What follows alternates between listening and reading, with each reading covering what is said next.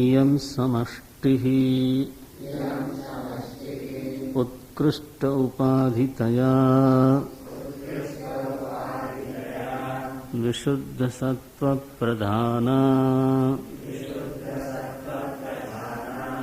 एतद् उपहितं चैतन्यं सर्वज्ञत्व सर्वेश्वरत्व सर्वनियंतृत्व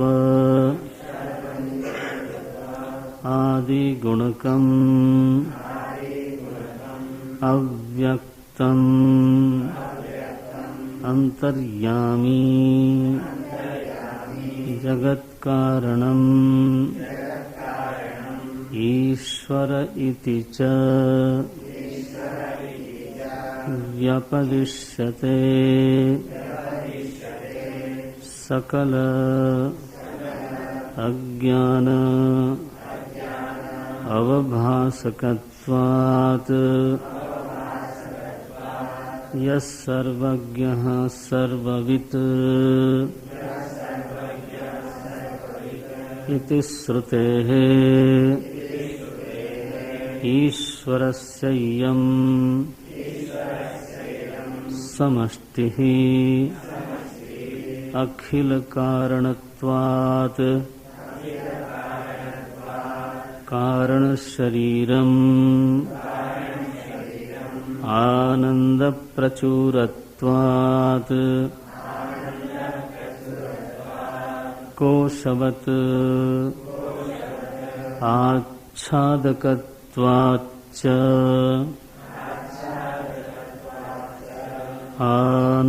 आनन्दमयकोशः सर्व उपरमत्वात् सुषुप्तिः अतएव स्थूल सूक्ष्म प्रपंच लयम् इति लयस्थानम् इति च उच्यते। इदमज्ञानम् समष्टिव्यष्ट्यभिप्रायेणैकमनेकमिति च व्यवह्रियते।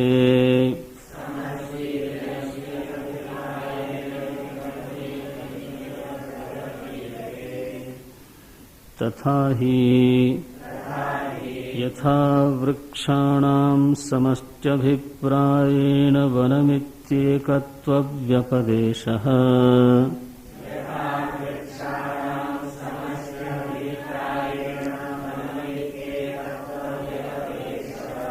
यथा वा जलानां समष्ट्यभिप्रायेण जलाशय इति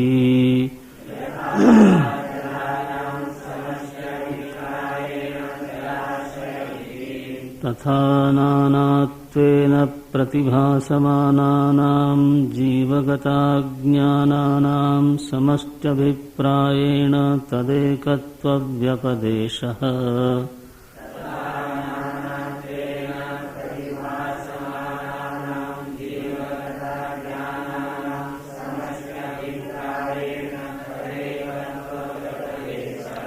अजामेकाम् इत्यादिश्रुतेः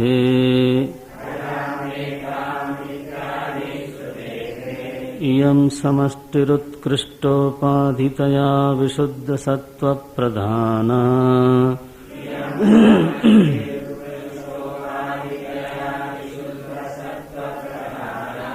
एतदुपहितं चैतन्यं सर्वज्ञत्व सर्वेश्वरत्व सर्वनियंतृत्वादिगुणकमव्यक्तमन्तर्यामी जगत्कारणमीश्वर इति च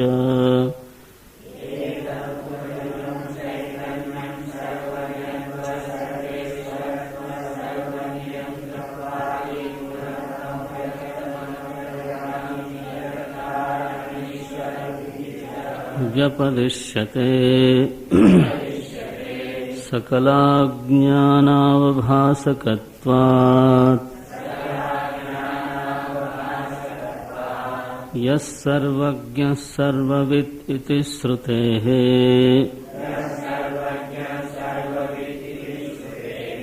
ईश्वरस्येयं समष्टिरखिलकारणत्वात् कारणशरीरमानन्दप्रचुरत्वात् कोशवदाच्छादकत्वाच्च आनन्दमयकोशः।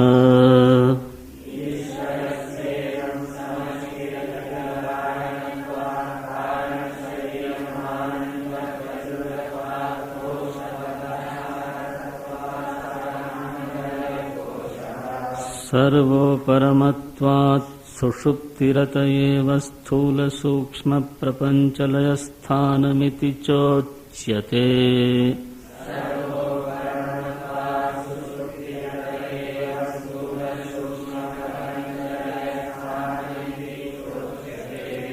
इदमज्ञानम् इदं पूर्वोक्तम् युष्माभिः युष्माकं बुद्धि सन्निहितम्।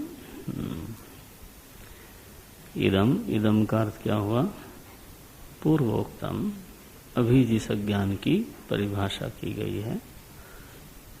युष्माकम बुद्धि सन्निहितम, आपकी बुद्धि में अभी अभी जो उद्घाटित हुआ है अज्ञान, आपकी बुद्धि में अभी अभी जिसकी स्मृति ताजा है, उसके लिए बोलते हैं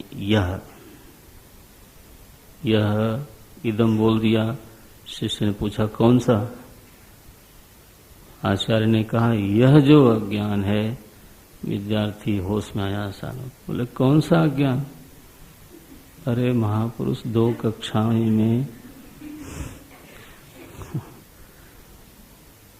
तो आपकी बुद्धि में जिसकी स्मृति आशा की जाती है कि ताजी है, इदम अज्ञानम, यह अज्ञान। कैसा संबोधन करते हैं? यह अज्ञान, एज दो it is absolutely before you. यह माने प्रत्यक्ष हुआ ना, अज्ञान तो प्रत्यक्ष होता नहीं, देखो। लेकिन उसके लिए प्रयोग क्या किया? यह माने, फिर यह कैसे बोल सकते हैं? जो प्रत्यक्ष ही नहीं हो सकता उसको यह कैसे बोलेंगे? क्यों बोला?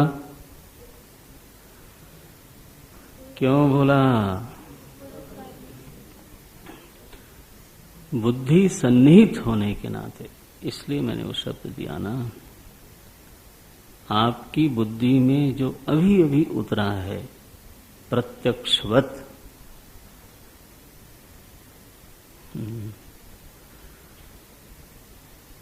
समझते हो? यह इदम अज्ञानम युष्माकम बुद्धि इदानीम सन्निहितम, जो आपकी बुद्धि में अभी सन्निहित हुआ है। सन्निहित माने निकट आ गया है, इसलिए उसको कहा यह अज्ञान। देखो संस्कृत शब्द है ना, उसको बहुत सावधानी से देखना क्या बोलना चाहते हैं वो। इदम अज्ञानम एकम अनेकम इति च व्यवह्रियते। बोले इस अज्ञान को एक अज्ञान भी बोलते हैं और अनेक अज्ञान भी बोलते हैं। इदम अज्ञानम व्यवह्रियते, इस अज्ञान का व्यवहार होता है। कैसे? एकम अनेकम इति च, एक और अनेक रूप से इस अज्ञान का व्यवहार किया जाता है, अज्ञान शब्द का व्यवहार किया जाता है। बोले ये कैसे हो गया? शब्द तो अज्ञान है, उसको बहुवचन में कैसे प्रयोग कर सकते हैं? या फिर एक ही बहुवचन में ही प्रयोग किया जाए, फिर एक वचन में कैसे बोल सकते हैं? अभिप्राय क्या है कि अज्ञान को शास्त्रों में 2 तरह का माना गया। अज्ञान अनेक भी है और एक भी है। बोले हैं ये कैसे हुआ? बोले समष्टि व्यष्टि अभिप्रायण। समष्टि अभिप्राय से अज्ञान एक है, व्यष्टि अभिप्राय से अज्ञान अनेक है। अभी नया शब्द आ गया, समष्टि और व्यष्टि। वेदांत का एक ये जटिल शब्द है, व्यष्टि और समष्टि।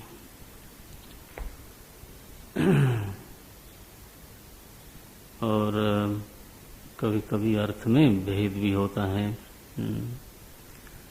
जैसे मनुष्य की समष्टि बनाई जाए तो उसको समाज बोल देंगे, बोलेंगे कि नहीं? मनुष्य की अनेक मनुष्यों की समष्टि बनाई जाए तो बोलेंगे समाज। अब समाज एक वचन में प्रयोग होगा। फिर पशुओं का समाज, वृक्षों का समाज, पक्षियों का समाज, समाजों की समष्टि बनाए तो प्राणी समुदाय ऐसा बोलेंगे ना। देखो, ऐसा समष्टि बनती जाती है। लेकिन यह भी पूरा सटीक अर्थ नहीं हुआ। अभी तो जस्ट एक सब कहना चाहिए कि काफी जटिल सा बिंदु है व्यष्टि और समष्टि। व्यष्टि तो आप समझते ही हो, उसमें कोई जटिलता नहीं है। व्यष्टि माने हम आप। लेकिन समष्टि कहते हैं ये लोग, मानो ईश्वर की उपाधि को आपने पढ़ा होगा, समष्टि बुद्ध्याभिमानी चेतन ईश्वरः इति उच्यते, तत्वबोध में पढ़ा होगा इस तरह का। अब कहाँ पूर्व जन्म में पढ़ा था, अब कहाँ याद होगा।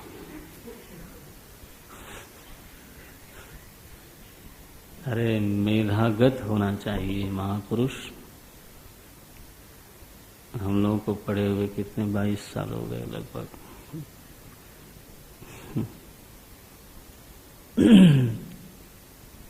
ठीक है, तो मेधागत करो उसको, पुस्तकागत मत करो। पुस्तकस्था तु या विद्या परहस्त गतम धनम। हाँ बोलो, अच्छा है। हाँ बस आप तो जानते ही हो।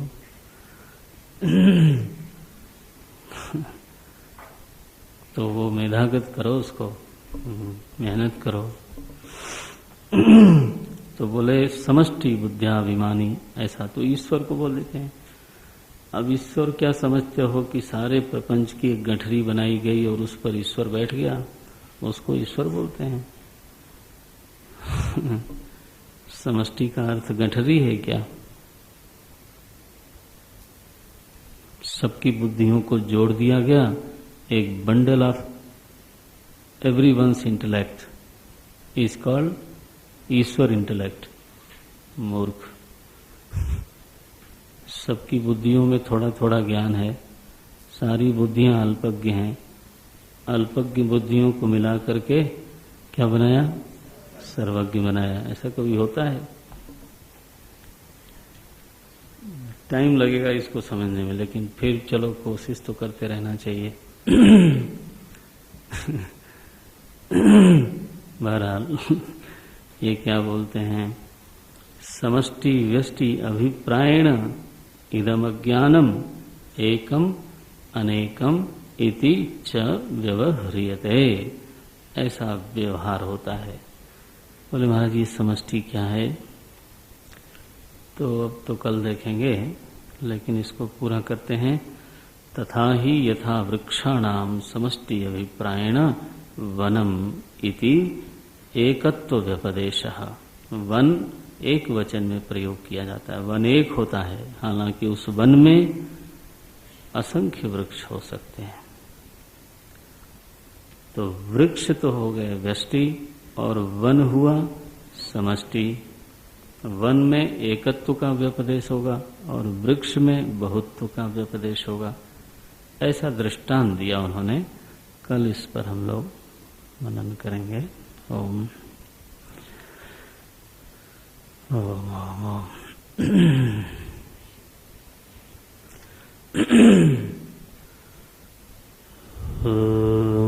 पूर्णमदः पूर्णमिदं पूर्णात् पूर्णमुदच्यते पूर्णस्य पूर्णमादाय पूर्णमेवावशिष्यते।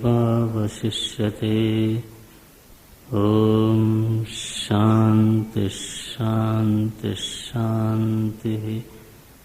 हरिः ॐ श्रीगुरुभ्यो नमः। हरिः ॐ।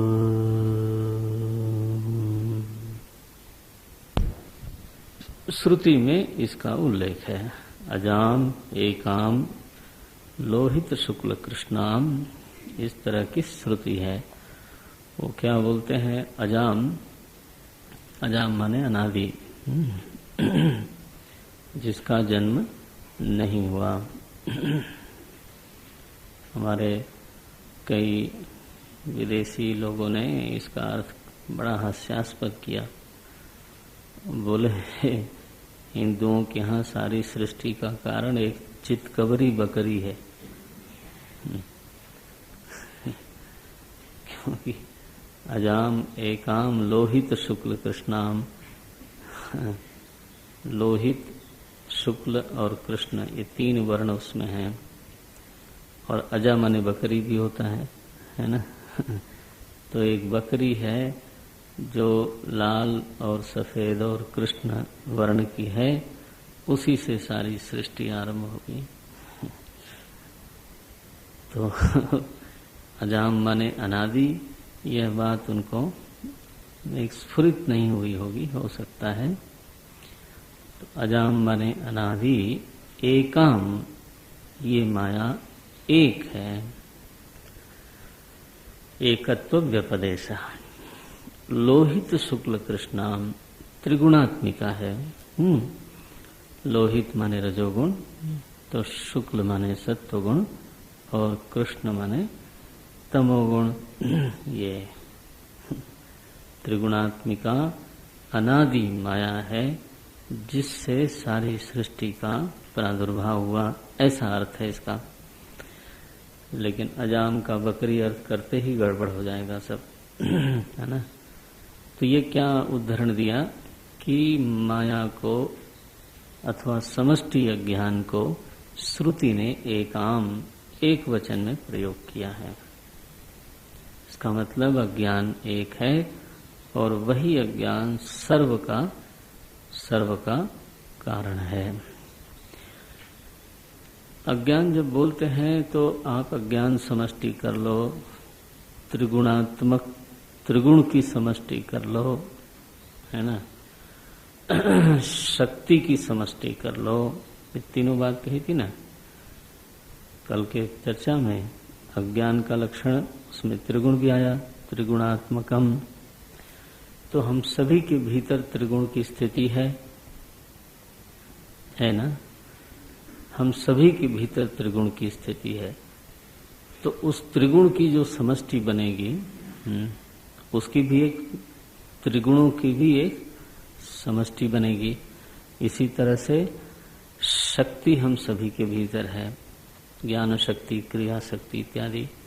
तो शक्ति की भी एक समष्टि बनेगी। इस तरह से आप कर लो। तो अज्ञान समष्टि, त्रिगुण समष्टि और शक्ति समष्टि,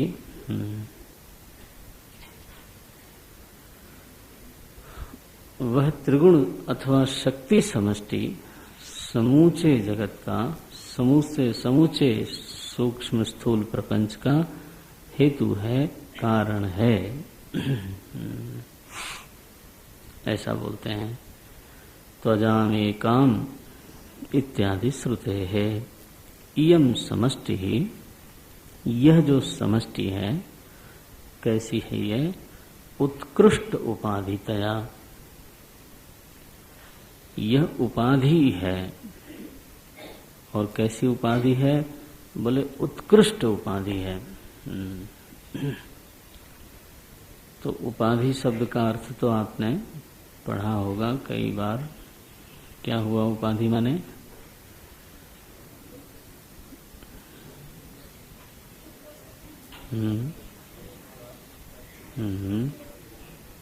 हाँ, उप समीपस्थ वस्तुनि आधीयते स्वधर्मान। हाँ, तो उपाधीयते भी बोल सकते हैं और आधीयते भी बोल सकते हैं। अपने समीपस्थ वस्तु में जो अपने धर्म का आरोप कर दे, उसको बिना विकृत किए, उसमें बिना परिवर्तन लाए, उसको बोलते हैं उपाधि। परिवर्तन सा प्रतीत होता है, लेकिन उपहित में वस्तुतः कोई परिवर्तन नहीं आया। जैसे दूरत्व की उपाधि से उपहित होकर के, ये बहुत बढ़िया शब्द है वेदांत का, इसका मर्म थोड़ा समझने की जरूरत है। दूरत्व की उपाधि से उपहित होकर के सूर्य छोटा भासता है। इस दृष्टांत पर मनन करना आप। सूर्य का छोटा भासना किस कारण से है? औपाधिक है। वेदांत अपनी भाषा में कैसा बोलेगा कि उसका छोटा भासना औपाधिक है, उसका स्वाभाविक नहीं है, उसका यथार्थ रूप तो बहुत विशाल है। फिर उसका छोटा भासना कहाँ से आ गया? तो बोले ये तो औपाधिक प्रतीति है। गलत प्रतीति कहने के बजाय उन्होंने क्या कहा? औपाधिक प्रतीति है, क्योंकि प्रतीति तो हो ही रही है, गलत या सही। तो गलत भी क्यों हो रही है? गलत प्रतीति भी आखिर क्यों हो रही है? ठीक है ना? तो बोले दूरत्व की उपाधि के कारण। ये अब ये उपाधि जरा कम हम लोग सुनते हैं। दूरत्व भी कोई उपाधि हो सकती है, यस, होती ही है। उस दूरत्व की उपाधि को अगर हटा दें तो सूर्य का छोटा होना असिद्ध हो जाएगा। देखो इसको बोलते हैं तो उपसमीपे स्थिते वस्तुनि, अपने समीपस्थ वस्तु में, उपहित वस्तु में जो अपने धर्म का आरोप करे, वह उपहित वस्तु उपाधि धर्म से युक्त नहीं हो जाता है, आरोपित होता है। उपाधि धर्म का धर्मी नहीं बनता, बल्कि उपाधि धर्म से आरोपित हो जाता है, उसको उपाधि बोलते हैं। जैसे स्फटिक शिवलिंग के पास आप पीला पुष्प रखो तो स्फटिक शिवलिंग पीला दिखाई देगा, लेकिन वह पीला हुआ नहीं। बन गया ना? बिना पीला हुए ही तो वह शिवलिंग पीला प्रतीत होने लगा। प्रतीति तो होगी, प्रतीति औपाधिक है। औपाधिक कहने का अभिप्राय ही होता है कि उपहित, जिस पर वो आरोप हुआ उसको क्या बोलते हैं? उपहित। उपसमीपे हितम स्थितम निहितम इत्यर्थ है ना। उपहित, हितम माने निहितम, स्थितम इत्यर्थ बोलते हैं ना। तो हमारे वाक्य में यह अर्थ निहित था। निहित था माने स्थित था, रखा हुआ था। तो उपहित शब्द आपको सुनने को मिलेगा, बार बार पढ़ने को मिलेगा। एक हुई उपाधि और एक हुई उपहित। उपाधि के समीप जो स्थित है, जिस पर उपाधि के धर्म का आरोप हुआ, उसको बोलते हैं उपहित। तो जो स्फटिक शिवलिंग है वो तो हुआ उपहित, और जो पुष्प रखा हुआ है वो हुई उपाधि। तो उपाधि उसको क्यों कहा गया, उसी को उपहित क्यों नहीं कह दिया गया? दोनों आसपास हैं, कौन किसके समीप है इसको हम क्या बोले? पुष्प कहाँ है? शिवलिंग के समीप है। शिवलिंग कहाँ है? पुष्प के समीप है। समीप में तो ये नहीं कह सकते कि पुष्प के समीप ही शिवलिंग है, दोनों एक दूसरे के समीप है। तो शिवलिंग को उपाधि क्यों नहीं कहते?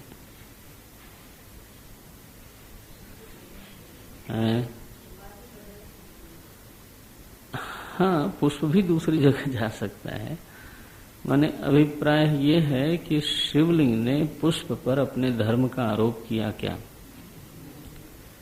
ये है। समीप रहने मात्र से कोई उपाधि नहीं हो जाएगी। उपाधि कब होगी? जब समीपस्थ वस्तु में दूसरी समीपस्थ वस्तु का के धर्मों का आरोप हो, और सावधान, बिना उसको बदले। ये भी बहुत जरूरी है। सो पुष्प ने शिवलिंग में पीलिमा दिखा दी, नीलिमा दिखा दी, लालिमा दिखा दी। शिवलिंग ने तो कुछ किया नहीं, इसलिए शिवलिंग हुआ उपहित और पुष्प हुआ उपाधि, क्योंकि पुष्प ने अपने धर्म का क्या किया, आरोप हुआ। अच्छा ठीक है, अब वही पुष्प उठा के आपको दिया जाए और कहा जाए कि ये निर्माल्य है, या कहा जाए कि ये प्रसाद है, और आपको क्या दिख रहा है? पुष्प। तो अब ये जो पुष्प में प्रसादत्व आया, ये कहाँ से आया नारायण? ये भी औपाधिक है। अब देखो पलट दिया। पुष्प में जो प्रसादत्व आया वो शिवजी महाराज के कारण आया। पुष्प में स्वयं प्रसादत्व तो था नहीं, वो आ गया। तो अब उपहित कौन है? पुष्प। उपाधि कौन है? शिवजी महाराज। आप इसका अर्थ साफ कर लो, बस इतना ही मेरा प्रयास है कि जो अपने धर्म का आरोप करे वो उपाधि, और जिस पर धर्म का आरोप हो रहा है वो उपहित। बस उपाधीयते स्वधर्मान समीपस्थे वस्तुनि सा उपाधि ही यस्मिन् आरोप्यते परधर्मान स उपहितः, ऐसा अर्थ कर सकते हैं। हम लोग दृष्टांत देते हैं, जैसे टोपी वाला बोलते हैं। अब एक अच्छा खासा आदमी है और एक छोटी सी टोपी है, पर टोपी उपाधि बन गई और उस आदमी का व्यक्तित्व तो हो गया गौण, सारा नाम ही पड़ गया क्या? टोपी वाला। बताओ भला, उसको सिर वाला कोई बोलता नहीं, बुद्धि वाला कोई बोलता नहीं। अब ले दे के वो क्या है? बोले टोपी वाला। पारसी लोगों में बड़ा वाला चलता है, दारू वाला। बहुत बड़े विद्वान हुए, बताओ, दारू वाला। पहले मेरे ख्याल से ऐसा बेचते होंगे लोग इस तरह से, चूड़ी वाला, जूता वाला। अब वो नाम ही चला जा रहा है। बड़े बड़े विद्वान होंगे और नाम होगा जूता वाला। अब पता नहीं कब वो उपाधि लगी थी उनके वंश में, तो वो उपाधि चली भी गई। पालकी वाला, कितने बड़े विद्वान हुए। क्या है नाम पूरा? नानी पालकी वाला। बड़ा विचित्र नाम है, नानी भी है, पालकी वाला भी है। कभी ध्यान नहीं जाता होगा तो नहीं समझ में आएगा, लेकिन आप बताओ, इतने बड़े कानून विशारद, बजट पास होने के बाद बंबई में सारे इंडस्ट्रियलिस्ट उनको सुनने जाते थे। एक टॉक देंगे बजट पास होने के बाद। That was tradition. नानी पालकी वाला। हिंदुस्तान में एक कानून के बारे में शिखर पर पहुंचा हुआ व्यक्ति, लेकिन नाम यह है कि शायद कभी उनके वंश में पालकी ढोंटे होंगे या बनाते होंगे, तो पालकी वाला हो गया। नानी का मुझे मालूम नहीं। छाता वाला, इसको बोलते हैं उपाधि, है ना। तो समष्टि उपाधि, अब इधर आइए आप। उपाधि बहुत जबरदस्त शब्द है। इसका इम्प्लीकेशन धीरे धीरे जैसे जैसे आपका अध्ययन बढ़ेगा वैसे वैसे इसको आप देखेंगे। शब्द पहले समझ में आ जाए, इम्प्लीकेशन तो जबरदस्त होता है इसका, बहुत ही जबरदस्त। तो चलो छोड़ ही देते हैं इसको। तो बोले इयम समष्टि उत्कृष्ट उपाधितया। अब यह जो समष्टि अज्ञान है या त्रिगुण समष्टि है या शक्ति समष्टि है, ये क्या है? तो बोले ये उत्कृष्ट उपाधि है। बोलिए महाराज आपने बोल ही दिया कि व्यष्टि का ज्ञान जो है वो निकृष्ट उपाधि है, आगे बोलेंगे भी, और हम जानते भी हैं कि निकृष्ट उपाधि है। ये क्या विचित्र घटना घटी। हम अपने छोटे से अज्ञान से परेशान हैं और इस सारे अज्ञानों की अगर समष्टि बनाई जाए और उसको किसी की उपाधि बना दिया जाए तो वो क्या होगा? हाँ, नेचुरली। फिर तो वो महाअज्ञानी हुआ। कौन? ईश्वर।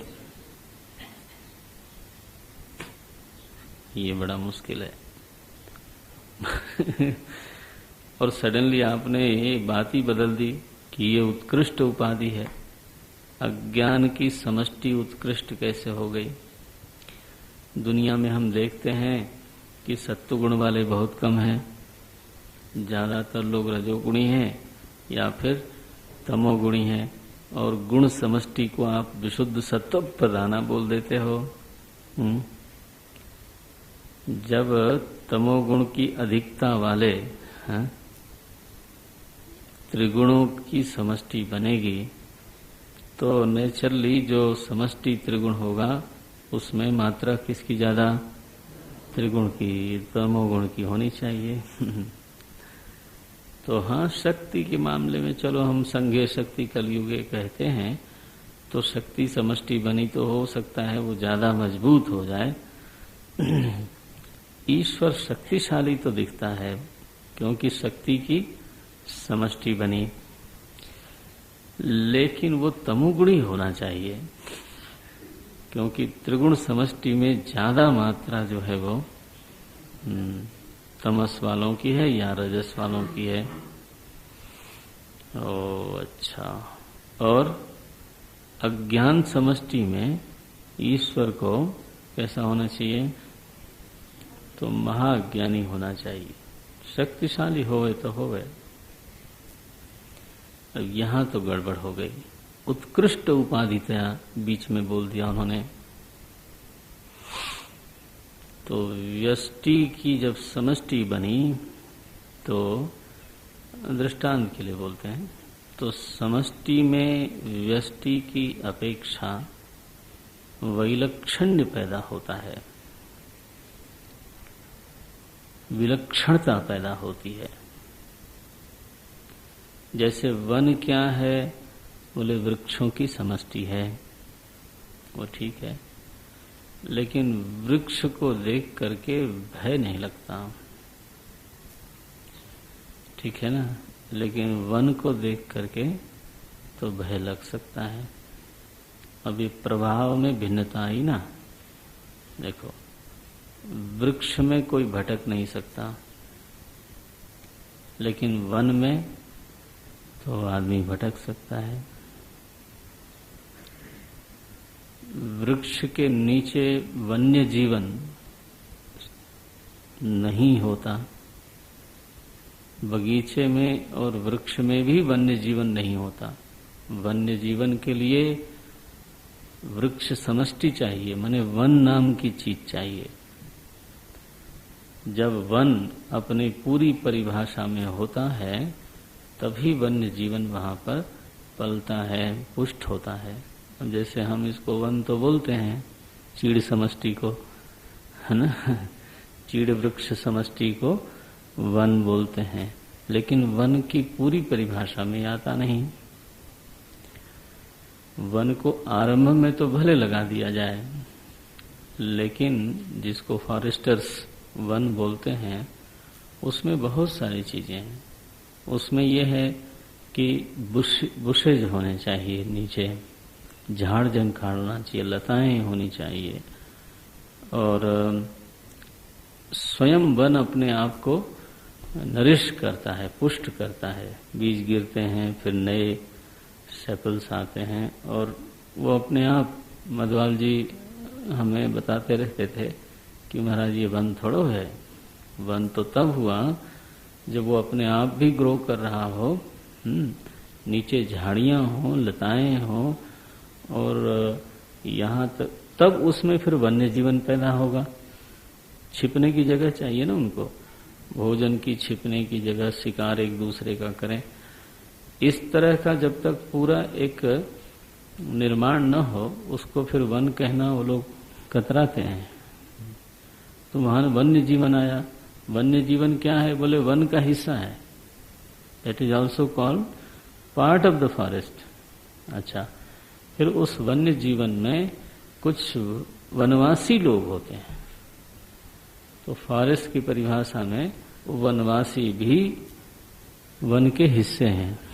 ये टेक्निकली ऐसा वो बोलते हैं, क्योंकि वो वनवासी उस वन के रक्षक होते हैं, वन का कहीं न कहीं वो पोषण करते हैं, दूसरे को आने नहीं देते, कटने नहीं देते, इस तरह से बोलते हैं। है ना, पकड़ में आया। तो ये वन कैसा हुआ फिर? है तो वो वृक्ष समष्टि, वनस्पति समष्टि, लेकिन उसका प्रभाव कितना भिन्न है। वृक्ष के नीचे वन्य जीवन नहीं पलता, उत्पन्न ही नहीं होता, पलता क्या है? वन में वन्य जीवन पलता है, उसमें भयानकता होती है, उसमें भटका देने की सामर्थ्य होती है। जब आप वन की प्रकृति पर विचार करोगे तो वन की प्रकृति वृक्ष की प्रकृति से विलक्षण होगी। लेकिन वन वस्तु क्या है? वृक्षों का समुदाय। आया कि नहीं? तो व्यष्टि में एक प्रभाव नहीं होने पर भी उसी की जब समष्टि बन जाती है तो उसमें प्रभाव भिन्न हो जाता है। ठीक है ना? व्यक्ति में प्रभाव अलग है और समाज में प्रभाव अलग है। समाज क्या है? व्यक्ति समष्टि को समाज बोलेंगे, व्यक्ति समष्टि को समाज बोलेंगे। उसमें भी व्यक्ति माने मनुष्य, तो मनुष्य का समाज मनुष्य समष्टि का नाम है, और पशु समाज पशु समष्टि का नाम है। इसी तरह से तो पक्षियों का समाज तो पक्षी समष्टि का नाम है, और इन सभी की समष्टि बनाई जाए तो शब्द बनेगा प्राणी समाज। तब आप मनुष्य समाज नहीं कहोगे, क्या बोलोगे? प्राणी समाज। देखो, जब हम समष्टि बनाते चले जाएं तो समष्टियों की फिर समष्टि बनानी होती है। मनुष्य समष्टि, पशु में कितनी समष्टियां हैं? सिंह समष्टि अलग है, गज समष्टि अलग है ना, भेड़िया समष्टि, सबकी समष्टि बनाए, फिर मिला दें उसको सारी समष्टियों को, तो बना प्राणी समाज। सजीव सत्ता। हाँ, जीव मात्र ऐसा बोल देते हैं लोग। अच्छा, इसकी एक और समष्टि बनाओ। तो जो विश्व में सजीव और निर्जीव दोनों प्रकार की सत्ताएं हैं, तो इन दोनों प्रकार की सत्ताओं की जो समष्टि हुई उसको फिर बोलेंगे, क्या बोलेंगे? विश्व। विश्व तो प्राणी समाज मात्र को बोल नहीं सकते। विश्व तो निर्जीव समष्टि को बोल नहीं सकते।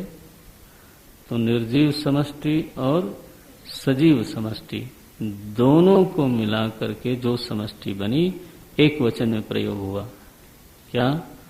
विश्व। तो हम एक विश्व में रह रहे हैं। अरे, इतनी अनेकता और नानात्व होने के बावजूद हैं, हम क्या बोलते हैं? हम एक विश्व में रहते हैं। अच्छा, जरा उस एक विश्व को छू के दिखाओ। हम बहुत बोलते हैं एक विश्व है। एक विश्व की क्या कल्पना है आपके मन में? कुछ है? बोले कल्पना ही नहीं है। भारत का नक्शा घूमने लगता है, या टेबल पे रखा हुआ ग्लोब जो होता है ना, वो बस बोले यही है। आंख बंद के हम एक विश्व में रहते हैं, घूम रहा है।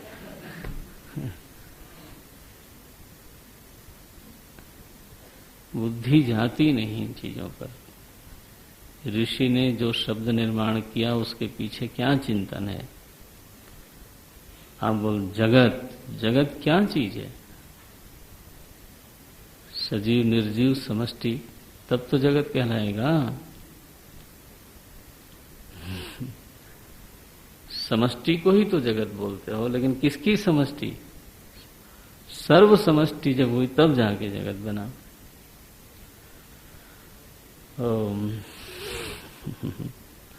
क्या भाई, ये कैसा है सोचने का तरीका हमारे आचार्यों का?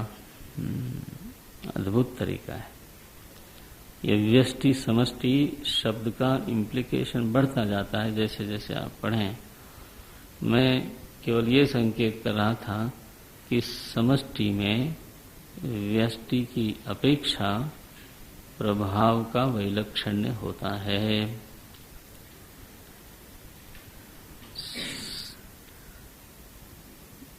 मनुष्य समाज एक अलग चीज है, और एक मनुष्य अच्छा बुरा हो सकता है ना? तो मनुष्यों की भीड़ है, मान लो एक समाज, एक समष्टि बनी हुई है। उस समष्टि में जो एक मॉब साइकोलॉजी बोलते हैं, एक भीड़ मनोविज्ञान, भीड़ का मनोविज्ञान, वो एक व्यक्ति में नहीं होता। अजीब सा देखा मैंने जब हम लोग पढ़ते थे कॉलेज में। व्यक्तिशः प्रायः सभी लड़के पढ़ने के लिए आते हैं, पढ़ने के प्रति सिंसियर भी होते हैं, और उनकी अपनी चिंताएं भी होती हैं, अपनी उनकी समस्याएं भी होती हैं। लेकिन इस तरह के जो एक विद्यार्थियों का समूह बन जाए, अगर 20-25 विद्यार्थी इकट्ठे हो जाएं, बस महाराज, पता नहीं उनका व्यक्तिगत चरित्र तो लुप्त हो जाता है, और आप सभी लोगों ने वो सब देखा भी होगा, हो सकता है किया भी हो, तो कह नहीं सकते। तो एक सामूहिक चरित्र का उदय होता है, और वो ट्रेन में चलने वालों का जीवन दूभर कर देते हैं महाराज। ओफ ओफ ओफ ओफ। कौन है ये? देश के भविष्य लोग चले आ रहे हैं, छात्र लोग हैं। व्यक्तिगत आप किसी भी लड़के से बात करो, he will have his own challenges, his own ideas. एक बड़ा सीधा साधा आदमी दिखाई देगा, लेकिन व्यष्टि चरित्र